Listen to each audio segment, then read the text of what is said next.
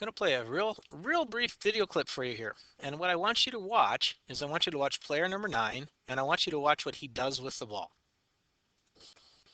Corner blitz coming, play action, rolling right. Question: how far did the quarterback throw the ball? Some of you might say, well, let's just count the yards. But did he throw it exactly straight, or was it at an angle? We actually have a way that we can be calculating how far someone can throw a ball even though it's not straight. Maybe it's more at a diagonal move. So here's how we do this. We actually have a formula, and here it is. It's called the distance formula, and you're going to be working with this formula that I have written here in red. And what I want you to be able to do when you get done with this lesson is just learn how to substitute into this formula and how to calculate with it. Notice it's got a square root again. We've got exponents with squared. So I'm going to take time in this video to show you how to substitute into this formula and then how we will calculate with it. So what I want you to do, get a sheet of paper out. This will have a book assignment at the end of it, so you will need a textbook when you get done. You will want a calculator because you're going to be doing squared numbers and you're going to be doing square roots. So you'll need textbook, paper, and calculator. And on your paper right now, I want you to pause the video and copy down the distance formula just like I have it written here. Take a moment, pause the video, copy down the distance formula, and then you can restart the video. All right, so a minute ago in the video, I asked you how far did the quarterback number 9 throw it to the wide receiver? Well, it's hard to tell from this angle. We can get a kind of an estimate. It kind of looked like it was about 10 yards, doesn't it? Well, what can be done if we're trying to find a distance like this? You can take a picture of this play like from overhead. And what you can do is you can put a coordinate grid over the top. And that's what the distance formula has. Notice it has an x sub 2, an x sub 1, y sub 2, and y sub 1. And what you can do if you really want to find a distance from something, you make it look like it's an overhead shot. Now I have 2 red dots on the graph here. The first red one, that is where the quarterback threw the ball from. The second red one, let's say that's where the receiver was at when he caught the ball. So we can find the distance from where the quarterback threw the ball to the receiver. And what we do when we have the grid like this, the first thing is we want to get our dots on a coordinate, and we're going to find those coordinates. The first thing we have to do is find the coordinates. Well, in today's work, you will actually be given the coordinates. But here's how it works. The coordinate here is 1, 2, 3, 4 over and up 1. So I've got one coordinate is 4, 1.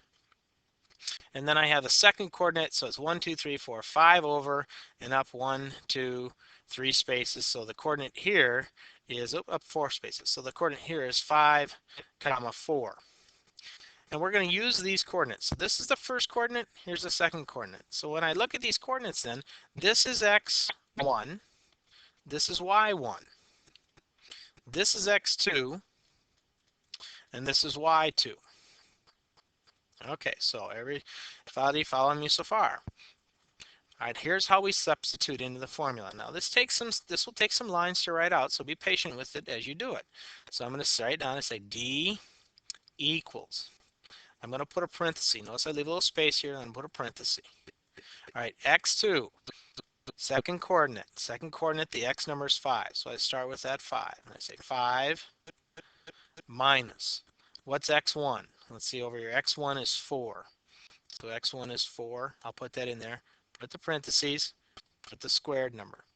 Put a plus because I'm just copying my formula now. I'm filling in the formula. That's the beauty of formulas. We fill in and we get to work with them. All right, so then y2 is 4. Parenthesis. 4.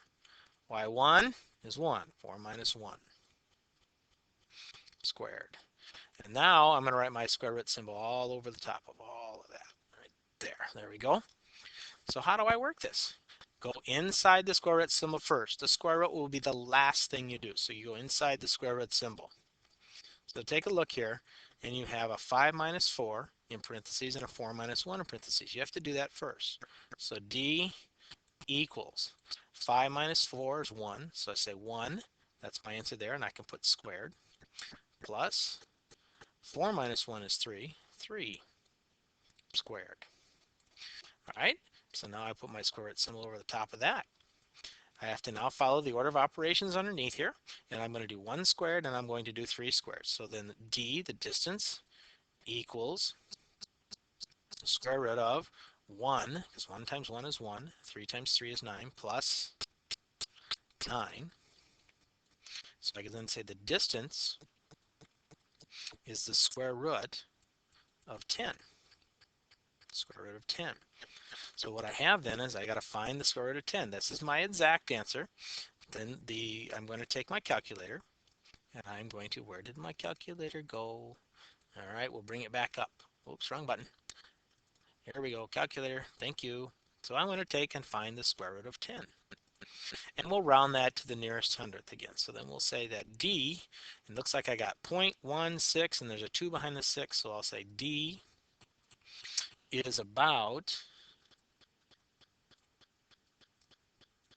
3.16, about 3.16 paces. So about a distance of 3.16 spaces. Now in a football field, I would then have to take a look at how many yards does each of these spaces represent, and then I would multiply it. So I would take a look, and I know, but from here, this is the base way of how you use what we call the distance formula. We substitute in, and then we just use the order of operations, and at the end we do a square root.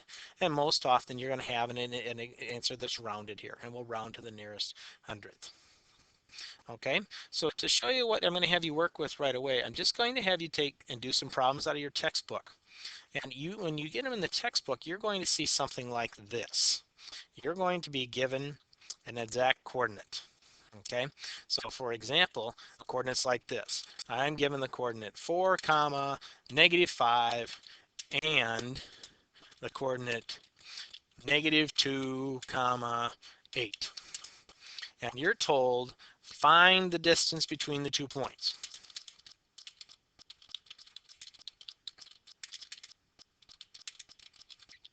That's our direction. Find the distance between the 2 points. We're going to round to the nearest hundredth. So we're going to round to the nearest hundredth.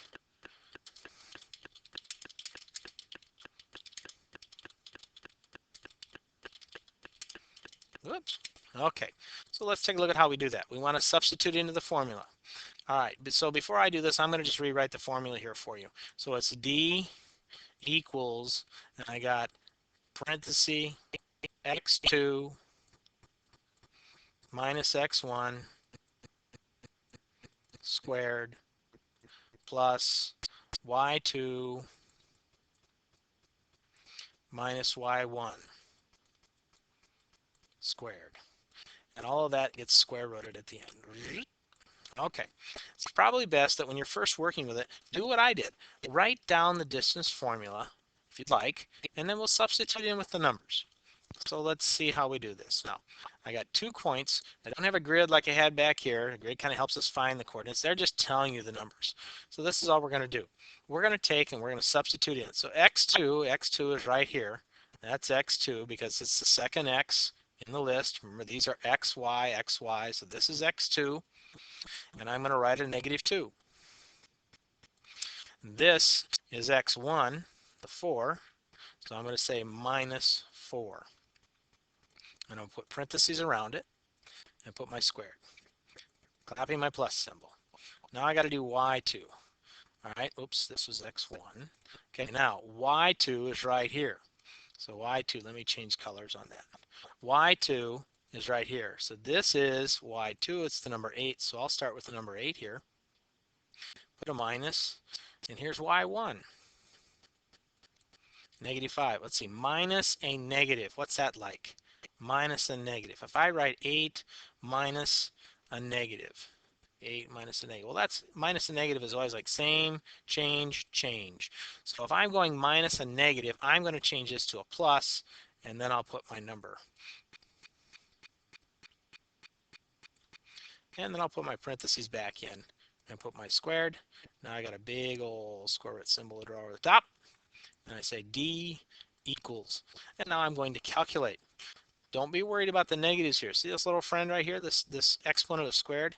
He's going to help us with any and all negatives that we come up with. Eventually, he's going to help us get rid of those negatives. It's going to make our calculating a lot easier. So I'll show you how we do this. Distance equals, all right, -2 minus 4. -2 minus 4. Well, if the negatives give you troubles, it's okay to use a calculator and type in whatever you have to type in for -2. So I've got a -2, and I'm going to go -4.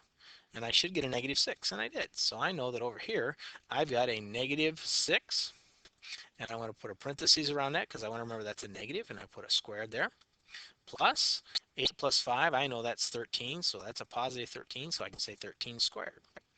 I still have a square root that I do last, so I draw that rascal back in there, otherwise known as a radical sign. Radical idea. All right, here we go. So now, negative times a negative. What is negative 6 times negative 6? That's positive 36. So I have 36 here, and 13 squared. If I don't know what that is, I bring out my calculator, and I'm just going to do 13 times 13. Or if you know most of your calculators have a squared function on it, so then you can actually do the 13 squared, and I get 169. So I go plus 169. And I put my square root symbol over the top. Next, I want to add those two numbers together, 136 plus 169. Hey, that's already in my calculator, so I'm just going to say plus 36 is 205. Let's see, is 205 a perfect square? No, I don't believe so. I don't believe 205 is a perfect square. So that means I'm going to have to use my square root key, and I'm going to say that my distance is about, oh, hey, it's on the calculator right. I'll just do my square root function. Handy dandy. About 14.31, and I got a 7 behind the 1, so that's going to be 14.32. So about 14.32. 14.32. Oh, let me clean it up a little bit. Sloppy, sloppy, sloppy. All right, so here we 14.32. And that's all that I would need to do. Everything when you are given coordinates, you fill it in, as I pointed out, just like I did. I would advise you to copy down the formula to get used to it. There is a book assignment that goes with this, so let me show you that down here.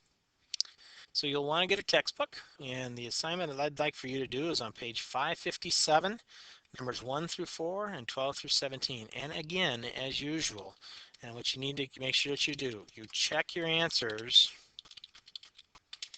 with Mr. Ollenberg's textbook before you turn it in. That way we get feedback right away to know how we're doing, and if we're doing great, we're going to turn it in, and we're going to move to our next activity on the distance formula. All right, so go ahead here, get the assignment written down, make sure you have a textbook and a calculator. You want both of those. Let me know how I can help you.